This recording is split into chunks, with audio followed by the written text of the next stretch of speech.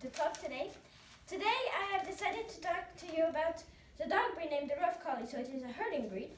And why I choose to work on this breed is because I read a few I saw a few documentaries and I read about this breed, and I found this breed very fascinating.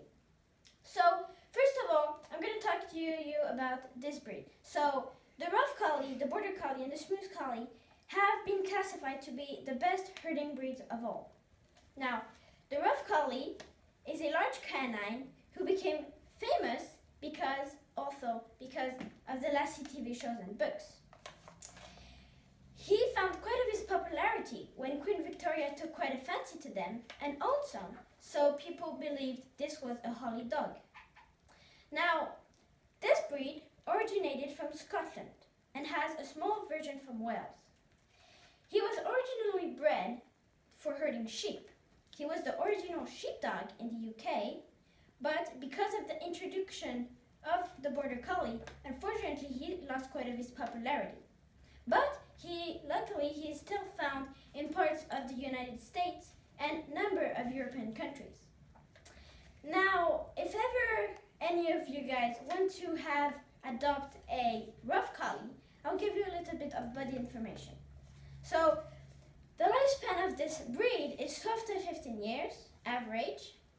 A healthy, active working male would weigh between 45 to 75 pounds. For the female, it would be 35 to 65 pounds. A male size would be 22 to 26 inches average, and for the female, it would be 21 to 26 inches, so not much difference. Now, this breed usually comes in 4 different color types. You have sable, you have tricolor, white, and blue merle, which is a very, very beautiful color, and which is my favorite. So let's start by the sable color. So sable color has fawn parts on parts of his bodies. He can have white markings on the head, neck, legs, feet, and the tip of the tail. A blaze, on some dogs, a blaze may appear on the back skull or the forehead. On this dog, it is the back skull. Then you have tricolor, which is predominantly black. He has the same white markings as in a sable and blue merle. And he has tan shavings on parts of his bodies, as on this dog, head, eyes, and under the belly. Then you have the white, which is a normal white, just like a horse, but can have markings, just as on this one, either of blue merle, black, gray, or brown, or other colors So on this dog, it's blue merle and brown, and can have some gray. And then the last color is the blue merle, which is very, very beautiful dog. It's a marble color, predominantly blue-gray, and has white marking just as in a sable and tricolor. And he has tan markings just as in a tricolor. And he can have black spots on parts of his body, just as this dog has. Now, I have finished with the body information. Now let's go on ahead about all the breeds. So this is talking about the Border Collie, the Rough Collie, and the Smooth Collie's mix, so which I call the Collies. So what do you think, in any of you guys, the special things that classifies the Collies as the best herding dogs of all breeds? Lift your hand. Nobody? No? Stalking? No, I don't know. No. Very good at herding? Herding? No. No? So I'm going to explain you. Hiding? There is actually 2 things that makes them very special. Hmm? But after I'm going to talk also about why. So the first thing is because Collies have a larger heart than any other breed. And why do they need a larger heart is because they need a lot of stamina. For example, this is a flock of sheep. Your dog will not go straight because the sheep will spread. They're not stupid. So your dog has to do this twice as much as a sheep and has to run around and around to get them in a straight line. Okay, so this is the first thing. stop laughing about me. And the Very second nice, very thing nice, is the most important, Very which nice. I think is very amazing, is that border collies have the desire and motivation to go to the mountain and gather the sheep down in any circumstance. They will never give up what you ask them to do. In any circumstance, even if it's hot, if it's freezing, if it's rainy, stop on your device. If it's rainy, they'll do anything you ask them. Even if it's very hard, if there's a lot of sheep. Why? Why are you laughing over me? No. If there's a lot of sheep, they don't care. They will always do. They'll never give up. Always do. They're so tough in thinking. Okay, so this is the two things. I hope you learned something. Now, of course, border collies are born with this herding instinct, but they're not born with the tools, the proper tools that classifies them to be the best herding dogs of all. So that's when a trainer steps in to help your dog learn that. So a trainer will learn your dog to use the proper tools and how to gather the sheep correctly. So he will say, oh, you got to get a little bit wider. He teaches them the length of the bubble of the sheep and the proper tools. Now, sheep, low comma, compared to a corgi or cattle dog. Excuse me, Yes. sir, Yes. you're in your phone. Yes, no problem. No, it's a colony. Scotty's filming you. Now, just to add a little comma, the corgi or cattle dog is a little bit, doesn't have this desire to leave you and go to that mountain and leave you without protection. They prefer to stay by your side. Although for a collie, they will go there. They will ask you, they will do what you ask.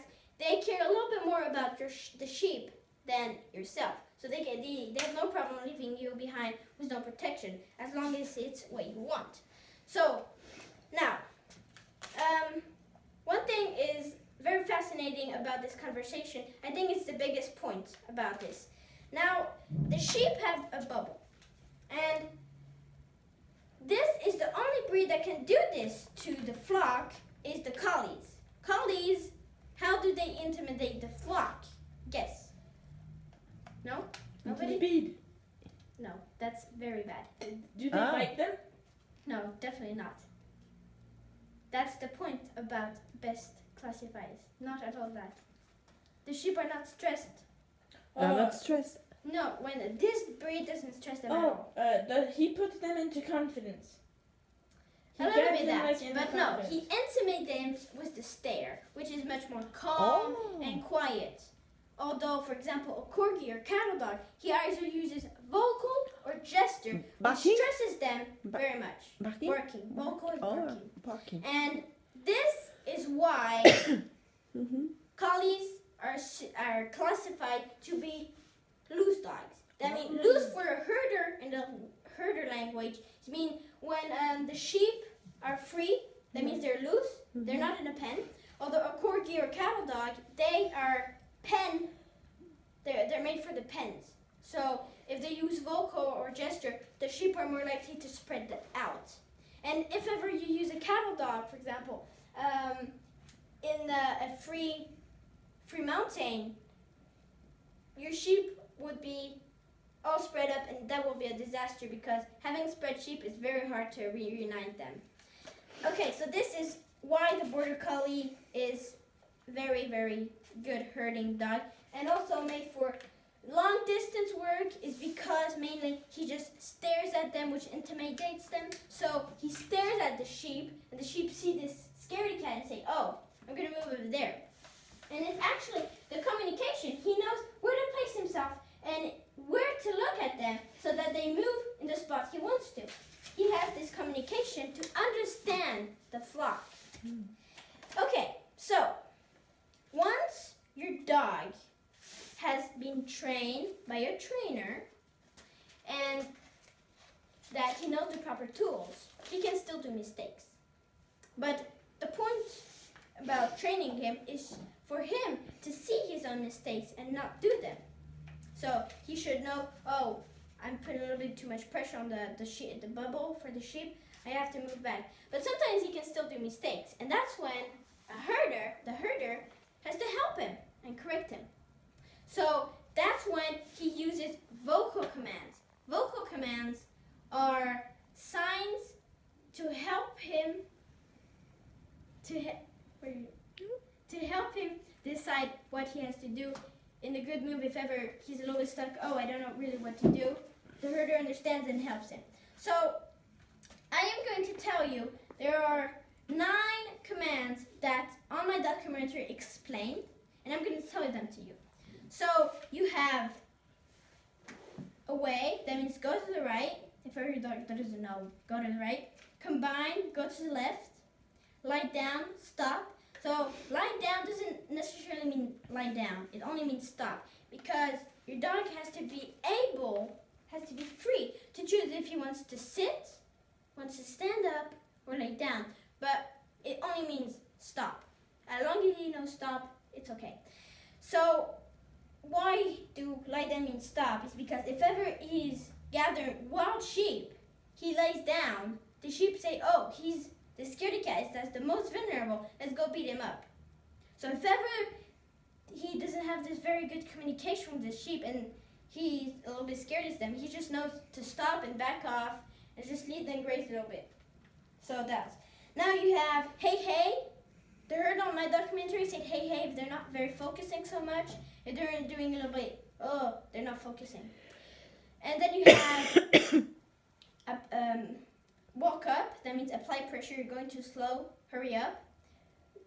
Back up, that means you're putting too much pressure, you're stressing too much the sheep, just calm down a little bit. Then you have that'll do, that means it's finished, that'll do, good boy, you're done. Look back, that means you forgot some livestock over there, you have to go back and gather them all here. Look here, that means you forgot something here. And go away. Just come here and you forgot something. And these are 9 commands that are explained on my documentary. Now, as your dog increases in the levels of his training skills, he'll go farther and farther in the mountain gathering those sheep. But unfortunately, he can still do mistakes. And in the mountain, you can't scream at him. He might not understand or he might not appreciate you screaming at him. So that's when you use the whistles. So this is a shepherd whistles. Shepherd whistles do this whistle. And unfortunately, I don't have one. So I wanted you to know, so learn the commands by whistling. And I found a little video. Just it is 10 seconds.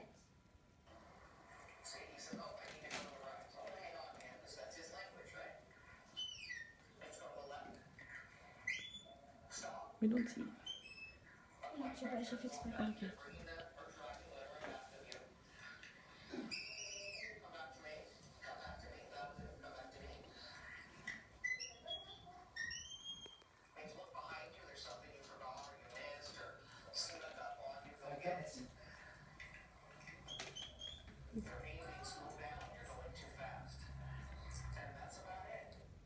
Okay, so we can, I hope you learned a little bit about this. Unfortunately, I really wanted to learn, but I don't have a whistle. I would have done it otherwise. So I just wanted really to explain this. Now, let's go back. So I have still 2 more things to talk to you about this breed, the Collie. The first thing is, before finishing, the first thing is the breeding. So you have 2 different types of dogs. You have the very working dogs, and then you have the purebred dogs that are just here to keep this purebred of species. Now, working dogs, the breeders of these working dogs don't care at all about their characteristics. They don't care about how long they are, how wide they are, how tall they are. They don't care at all about that. What they want to keep is this natural instinct, this proper tool, and to be able to just stare at them and do it calmly. That's only what they do. Now the AKC, American Kennel Club, is part of the purebreds. So they are in charge of keeping this breed pure and how it all began. But unfortunately, by all doing these purebreds, dogs lose this beauty, this natural instinct of herding. So you have the working dogs that are not this size and shape and color. Some dogs can be very fluffy like a sheep. Some dogs can be very hairless like a pig. No, not that much, but almost like a hairless. horse then. Oh, yeah. And the AKC are just pure, but unfortunately they're not the best herding dogs because they have lost by pure and bred and breeding. And They breeding. have lost this natural instinct. So this is just to explain you the breeding. And now the last thing I wanted to talk to you about is the smartest dog in the world. So without looking at this image, what breed is she? After all this talk. Tell me. What breed is she? The rough collie. I mean, collie. Collie, Border collie, collie. collie, So okay, her collie. name is Cheshire. Collie, okay. She's a 3-year-old border collie that lives in the United States, California, with a retired doctor. Her owner is a retired doctor named Dr. John Pilley. And this dog knows over 1,000 words. No. She has 1,000 toys and knows each name of them. She speak. Elle parle. No. No, she doesn't speak, but But she knows the word. understands. So, Dr. John Pilley started when she was a few months old. When he got her home, he bought this blue ball, which is now her favorite ball. Okay. And he wanted her to memorize this in her head, that the ball was named Ball. So when she was a little bit older, he said, "Go get Ball," and she'd know the name. And after, he started increasing the levels of difficulty and getting more and more toys. And so she knows all the toys. And if you add one, he buys a new one. And he throws it in the back porch where there's all the boxes of her toys, over 1,000 toys. He throws it in the middle, and he says, "Go get Elizabeth." And Elizabeth, she doesn't know. She said, "Oh, it's a new toy." So that's how she remembered. And she's going to climb in those boxes and go to get the new toy that she doesn't know the smell and she doesn't recognize. So that's how. And he stated a very important thing on the documentary that I looked after him, that most trainers that want their dog to be the smartest dog in the world use either treats or punishments. And treats, if she was receiving treats all the time, she would be a bees in the bees because he learned a lot of things about it. But what he does actually is play, and she's a very, very playful dog. Well, actually, why he names her Chaser is because she likes to chase anything. So, play, and her treat actually is not a treat, but it's a throw of Ball, her favorite toy of Ball, which is she loves. She's very soft. And so this is what I wanted to tell you about this breed, is that smartest dog in the world is Chaser, Border Collie. And not every dog can do this, you know. So, yes. Thank you. Ah, very nice. Okay, clap, please. Thank you. Wow. C'est impressionnant.